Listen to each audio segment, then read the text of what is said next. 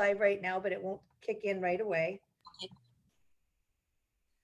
That give me the little red light, and then that means that I'm going live. Okay, where am I? Oh, I can't monitor it. Okay, well, hi, everybody. My name is Jeanne Casteen, and I am the Democratic candidate for Maricopa County School Superintendent. You all might be noticing that I am coming on a little bit late today, and that is because I was actually down at the Capitol. So a bunch of us school board candidates and healthcare professionals were down at the Capitol hand delivering a letter to Doug Ducey about our concerns with regards to reopening our schools in the COVID crisis. So I gave Anna a phone call on the way home and was like, I'm on my way. And then she had connectivity issues because everybody on the planet's using Wi-Fi at the same time now. But here we are. We made it. And I'm so happy. And I'm so happy that we have somebody on today who is running for such an important office. I met Anna actually at a fundraiser for Arizona List at Terry Goddard's house before the world turned upside down. I think it was December, and so I've known about Anna for such a long time because she is such a pillar in our community and such a true, strong public servant. But hearing her story, I immediately donated money to her campaign, and she's still collecting $5. So I did put Anna's link in the description here, and I encourage each and every one of you, if you haven't done your $5s yet, by all means do that. But without further delay, I want Anna, please welcome Anna, and please introduce yourself and give us some background about who you are. Thank you, Jeannie. And first, I just want to say thank you. I watched your press conference there at the state capitol, such an important issue in regards to school safety. And I'm so glad that you guys put that together and made sure that our educational voices were heard, along with our medical experts, in regards to how we do this in a safe way and put our children first, our teachers first as well too. So thank you for doing that. And as you mentioned, I'm an Arizona native. I lived here in the city of Tolleson in the West Valley my entire life. And I grew up quite in a unique fashion where my grandparents, who immigrated from Mexico, came to Arizona, actually landed first in Tucson, and then came up to the West Valley. And they were migrant farm workers, and they would work the crops from here to Washington, depending on the season. When my mom came into the picture, she also worked the fields as well too. She was able to get an 8th grade education. And then from there, we had a small family store that eventually, it started as a fruit stand in the fields, a sandwich stand, and then eventually came into a small grocery store in our community. So my mom, my uncle, and my grandparents managed it day to day. When I was 3 days old, I came into the picture into John's Market. And so I was at the store from 3 days old until I was 33 years old. So that was our family business, and really instilled in me the true value of servicing my community. My grandpa would always say that, he got into this business to help his fellow farm workers, and he knew that he wasn't getting into it to be rich, but he ended up being rich with friends through this process. And so I would see him day in and day out working and helping our community members, because some of them, had difficulties getting paid, or they had, life that just happens and emergencies. And so my grandfather would pull them aside very discreetly to respect their situation, and would tell them, you get what you need and you can pay me when you can. And so little things like that I would see all the time at the store. I got to know my community members there. I also got to know them very well because I knew what they loved to buy as well too. Got to know the customer. But from then on, I knew that, servicing my community has always been in my heart and instilled in me. So from there, I attended public schools in Tolleson and had some great, amazing teachers that I still in communication to this day. I went to Estrella Community College and then from there transferred to ASU West, graduated with an elementary education bachelor's degree, emphasis in ESL. And having that degree in hand, I applied at one school, and that one school was the school that taught me. Because I wanted to go back and serve my community, because I could hear my grandpa in the back of my head, like, let's, you got to do and never forget where you come from and always give back. So I applied it at PH Gonzalez is now what it's called there at the Tolleson Elementary School District. And thankfully they hired me. But I became a first grade teacher and taught first grade and kinder, and truly thought I would be a teacher for the rest of my life. And I would have truly enjoyed it because I loved teaching. I love teaching the little ones as well too. But, life does throw you some curveballs, and my curveball was cancer. So I was actually teaching kindergarten when about the 6th or 8th week of school, when I started feeling just very tired. And, as you know, when you start at the beginning of the school year, you're always tired. So I just kind of brushed it off of, oh, it's nothing big, but it was big. It was actually cancer. So one day to the next, my whole life turned upside down. Truly had to tackle the hardest and the toughest journey in my life, but thankful that I had my family and my community that really rallied around and helped my family, helped me get through the toughest time, and truly going through 2 transplants and being in total isolation and not being able to see my little boys for a long period of time, about a month and a half for each transplant, really put my life into perspective. I really thought I had it going on in my mid-20s of saying, hey, I'm doing some great things, but then it was like, no, I need to start focusing on and truly appreciate the small things in life. And I think coming out of both of my cancer journeys, for me, my perspective on life changed, because I was always one to try and talk myself out of things. Because even before I got cancer, it was like, we want you to run for city council. And I was just like, oh no, I'm a school teacher and I have 2 small kids and I don't have all the right answers. And I don't know how, the budget happens. I don't know how to, it was always that type of talk. But then after my transplant, it was like, well, what do I got to lose? I came 2 times close to losing my life, and I need to live life to the fullest, as today might be my last day. So that was a total mind shift of how I operated day in and day out. And that, propelled me to the state capitol, because I took the risk to apply for a vacancy and I got it. My leadership capacity at the legislature on both the House and the Senate, ultimately just being the Senate minority leader and the Latino caucus chair.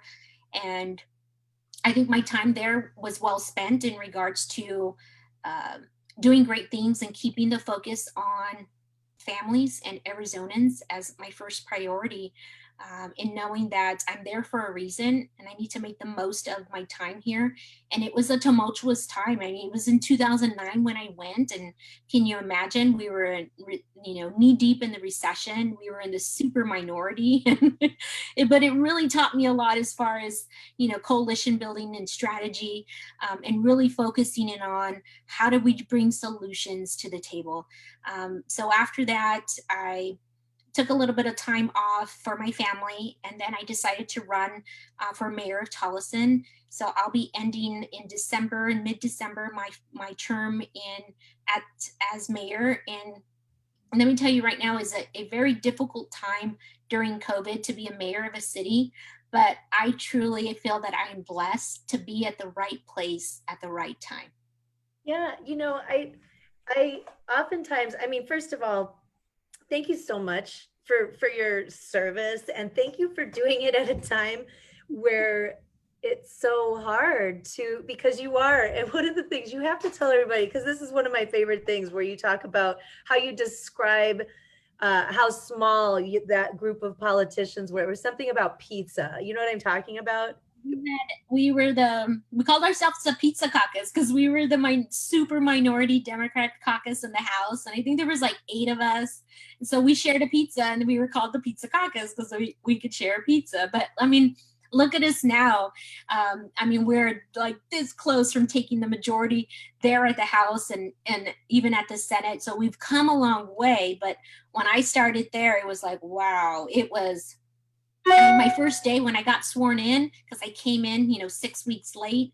I entered the elevator after, we went out to eat and I was sworn in, and happened to be two representatives that were in the elevator as well too. And, their comment was like, oh, you must be the new assistant. Who are you, who are you the assistant for? And I looked back at him and I was like, you just saw me like 2 hours ago on the floor getting sworn in as the new member. And they were like, oh, honey, oh, sweetie, I got ties that are older than you. And I said, well, sounds like you need to get some new ties and I'm here to help you. So I mean, it was that type of atmosphere that I walked into, and it was like, oh my goodness, it was, what did I get myself into? But I was just so super proud to be there at that time. And my mom always told me, like when I was going through my cancer journey, she would say, you may not know why this happened to you, but if you do find out, it's going to be, it's going to be a big reason why, that you had to carry this burden and go through it. And so I learned in 2010, when I was trying to restore transplant funding for 99 patients that were on access, that got kicked off the system from one day to the next by a letter saying that, oh, by the way, there's no more, the legislature got rid of this funding and you're not going to get your transplant. So guess what? You're going to die. And I was like, no, this is not acceptable. And so that's when I came out with my story, and I rallied and I led that mission to make sure they had a second chance at life. And I remember I was coming home I filmed on Anderson Cooper, and I was so super excited because I was first starstruck of Anderson Cooper. And then like he just chatted with me like I was a regular, person. And I was like, what? And I loved his mom as well too. So we were chatting about his mom. And so he was like, well, you better call your mom and tell her you're going to be on my show. And I was like, okay. So I called my mom and I said, mom, keep it on this channel, to watch Anderson Cooper. I'm going to be on. And she was just like, oh my gosh. And she just paused and she said, remember when I allowed you to cry for that one day of that pity party that we had, a very small time? She said, this is why you're at where you're at right now, because there was a plan for you. And you were the only one that could lead that whole mission to get transplants restored. So I was like, wow, I found out. And, as they say, we just continued on fighting. You got me a little bit verklempt over here. That was like what happened at Terry Goddard's house too. I'm sitting there bawling like a baby, and I was like, I can't remember my PayPal password, but I'm giving this woman money. And so I encourage all of you to get her fives. And again, I posted it in the chat. I posted it in the description. But let's talk now, because first of all, I say Anna Tovar for governor someday, or maybe even president, because you have all the experience. I mean, you've worked at the legislature under a supermajority, which is huge. You know how to be able to collaborate and work with people. You've worked as a mayor, which is huge, because it's a very different hat that you're wearing when you are mayor than when you are a legislator, right? And so now here you are running for this statewide office, which is hard enough because Arizona is gorgeous, because we can see it in your background. You're one of my favorite places. But it's also big, and there's a lot of rural communities. And so I don't think enough people really have a deep understanding of what the Arizona Corporation Commission does. And it is probably one of the most important elected offices that people have never heard about. So please tell everybody why you decided to run for this office, and tell everybody what the people who are in this office do.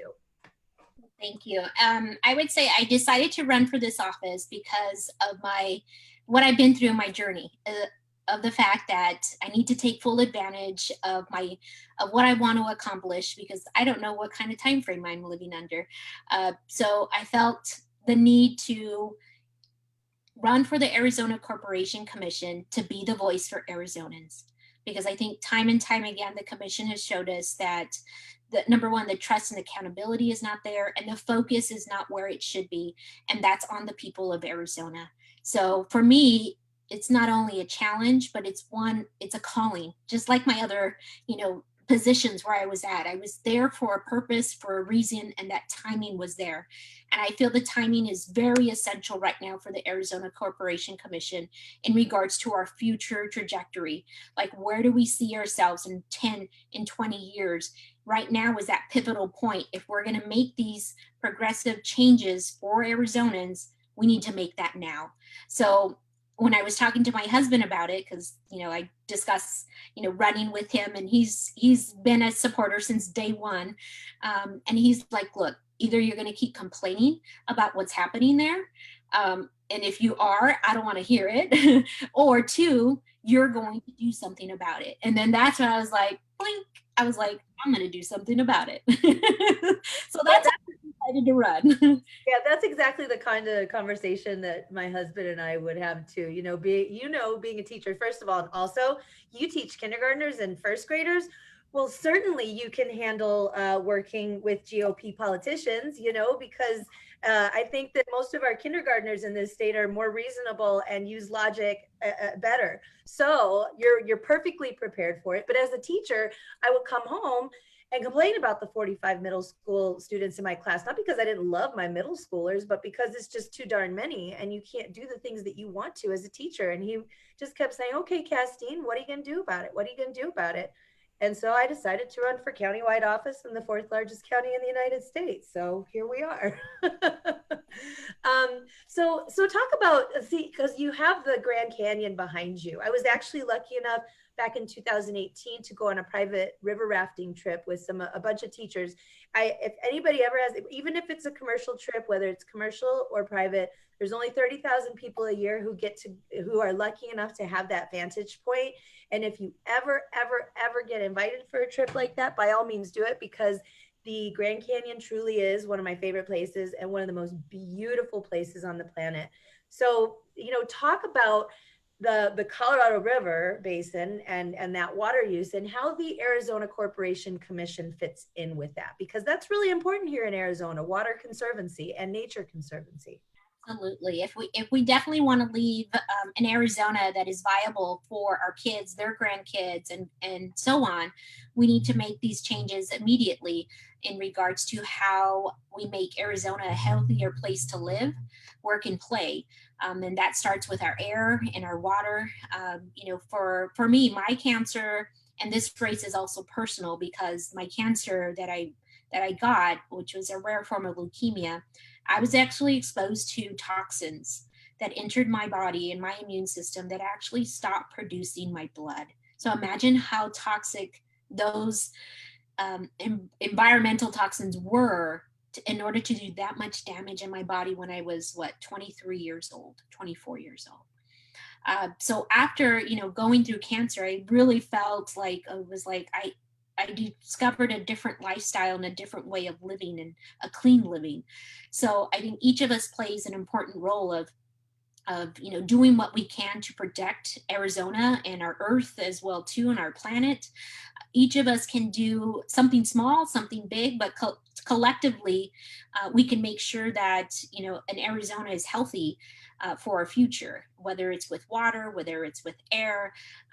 So this is why I feel the need for me to go there and really hold accountable the entities that come in front of the Corporation Commission, because I can describe it as it's just when you say commissioner, and a lot of people are like Corporation Commission, I don't get it. But essentially, I describe it to a person as like I would be a judge. I need to hear everything that comes in front of the commission in regards to, say, if it's a rate increase. And so I have to gather the information that's presented. I have to ask the questions as well too. And I'm also part of the creating policy on how we move Arizona forward, whether that's in renewable energy, whether that's bringing trust and accountability back to our commission. Like, we play that very pivotal role in making sure that we're doing what's right for Arizonans. And right now, I feel that there are 4 commissioners that do not have that focus. We have one great commissioner there, Sandra Kennedy, that has that focus day in and day out. But it's all about numbers. And as you know, there's 5 commissioners. It would take 3 to have the majority on that commission.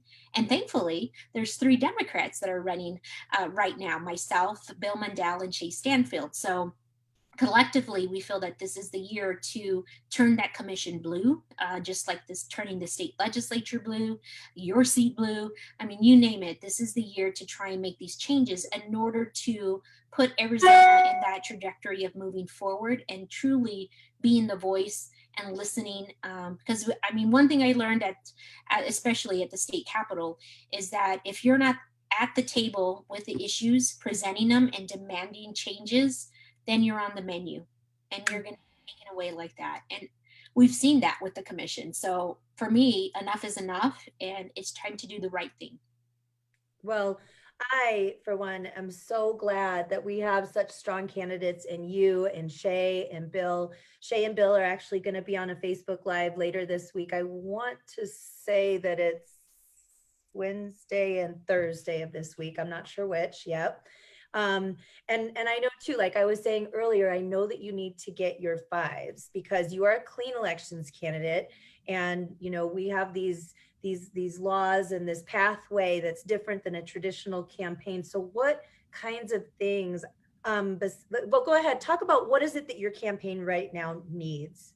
Yes, as you mentioned, we're very, very close in regards to making it to the finish line for a $5 donation. So if you're on and you're listening right now and you give a 5 online, you could be that person that puts me and meets my goal threshold in order to turn in. Our goal is to turn in this week there and get our 5s validated. But again, we're making the final push this week to get everything in. So if you have an opportunity to get online right now, give a $5. I am committed to running as a clean candidate because for me, it's an important race in order to be independent, in order to just really truly run a grassroots effort campaign of getting $5 from everyday Arizonans and have them supporting me. I've also taken the no fossil fuel pledge, where I've committed not to take any monies from anyone in that industry as well too. I want to remain focused on being an independent commissioner that is there for our families in Arizona. So if you have a chance, please do so, because you might be that person that makes me right there on the mark to exceed that goal. Well, and when I saw you speak, I gave to your seed money. So that means that both my husband and I are going to make sure that we do our 5s today. And look, Rebecca Hinton went ahead and posted is that the link? I'm not sure. Oh, the Secretary of State. Yeah, that's the one. And the website is in the description. So Sophia, you can find it up there. If you go to, I think it's annatovaraz.org. Tovarforarizona.com is my website. Okay. So tovarforarizona.com is the website where you guys can make your $5 donations so that Anna can run her clean campaign. And when exactly are you going to be submitting those 5s? I'm hopeful by the end of this week. So we got a couple more days to have that cushion that we need, because especially if you do it online, your actual $5 donation is validated immediately. So it's just the paper 5s that take the tracking, and we have volunteers right now that are validating our actual paper 5s. But if you donate online, it's actually 100% validated, and so that's an easier way to do it. But we're hopeful to get everything turned in by the end of this week, so that we can definitely use our clean elections money to take the message statewide, and how important it is for this race. And it's the only statewide race in this election. We have a federal race with Mark Kelly, and need to support him as well too. But we feel that is a very 2020 is the year, I believe, to turn Arizona blue. I agree with you. Now, us countywide candidates, Dan Toporek, Aaron Connor, Adrian Fontes, all of our county supervisor candidates, we can't run clean. So we are running traditional campaigns. And this is your friendly neighborhood reminder that jc4mc.com is my website because I will be fundraising until November. So help a sister out, even $5 a month, but make sure that you give that $5 to Anna Tovar because we really, really need her on the AZ Corporation Commission. So before I leave, I have a book study that I have to run to. But first of all, how old are your kids now? My youngest is 21. He turned 21 during the pandemic as well too, and we were going to take him to Vegas for his big 21st birthday, so he's totally bummed out. But my oldest is 24, so they're young. Okay. They'll always be my small, my babies, but they are young men. So they're about the same. My oldest, well, I have stepchildren as well, but my biological son, my oldest is 23 and my daughter is 20 and her birthday's in December. So she's really hoping that she gets to go to Vegas for her 21st birthday. So we'll see how that goes. I'm not optimistic, but it would be really nice if we could.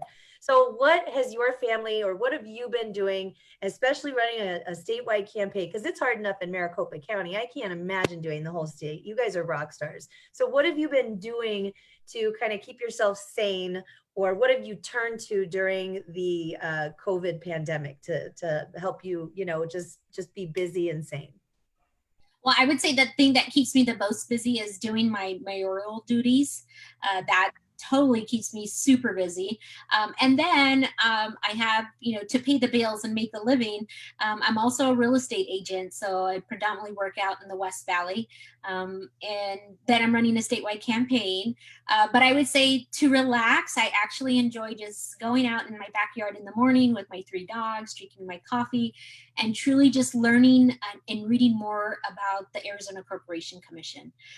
And my husband calls me a nerd. He's like, "You're a nerd. Like, are you really reading all of this?" Like, I would go to sleep if I had to read all this. And I was like, "No, it's super interesting." So yeah, he calls me his wonky nerd of wanting to read stuff about the commission and wanting to read about, other commissions. So yeah, that's what I do. And that actually just kind of calms me in the morning and sets my tone for the day of like, hey, let's continue learning. Let's continue leading. Well, I start my day with a little bit of words with friends, and then I move on to all of the articles and Google News and what's going on, because I'm trying also to maintain a positive outlook.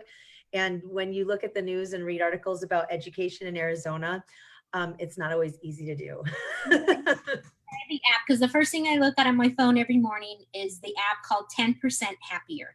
So it's a meditation, and yes, so it's an amazing app, and it has you meditate every single day, and then it has tips for you as well too, just to kind of get centered and start your day on a positive note.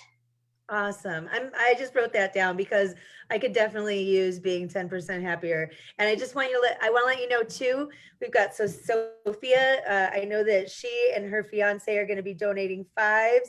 I've got my friend Jeffrey, who just gave you a $5 donation. My husband Rob and I will be doing that. My Aunt Betty's on right now. She says, "What an inspirational life story and love for community and service."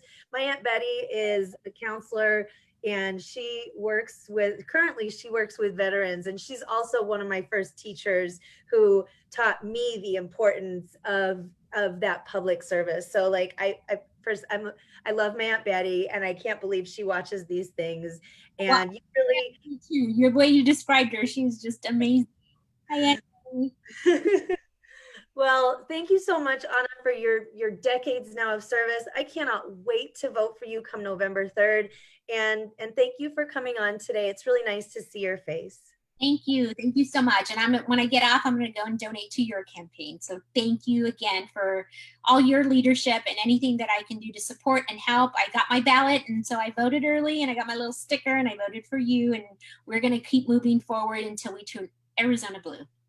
Absolutely. All right, Anna, I'll see you later. Stay safe out there, and until next time. Okay, sounds great. Thank you. Bye-bye.